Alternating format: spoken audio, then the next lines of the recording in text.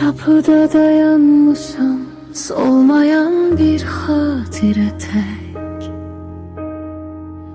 Kölgen elə istidir, amma ışık uzakta sək. Pıçıldayıram divarlara, sesleri adını çekir.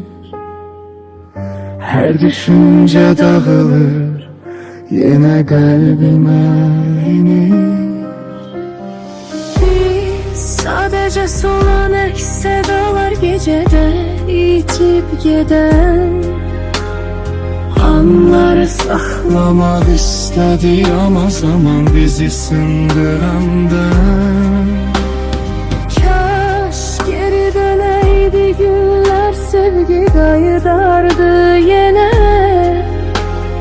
Belki yüreklerimiz tapardı bir ışık sehere.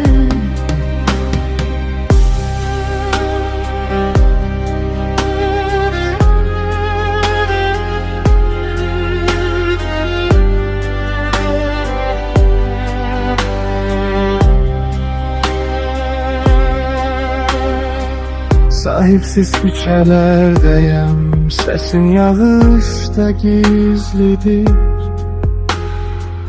Köhne bir melodiya tek beni geriye çekildi. Sükutu içime çektim ama nefesim titrir.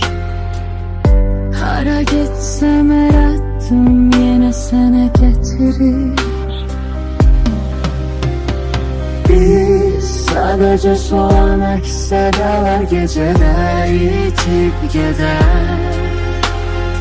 Anları saklamak istedi ama zaman bizi sındıranda.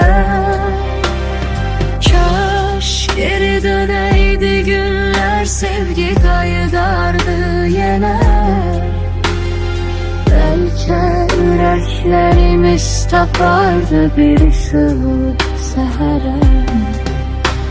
Kadın hele de üreydiğin tüm boşluğunda seslenir. Kişi hele de izlerin durur, hayal ile gerçeğe bir.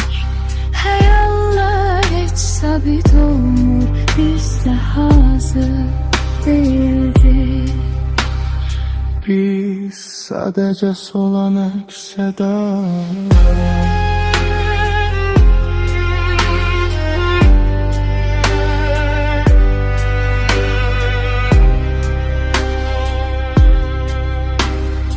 Biz sadece solan eksedalar.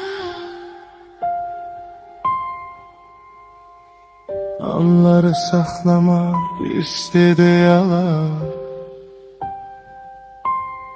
sindirandan.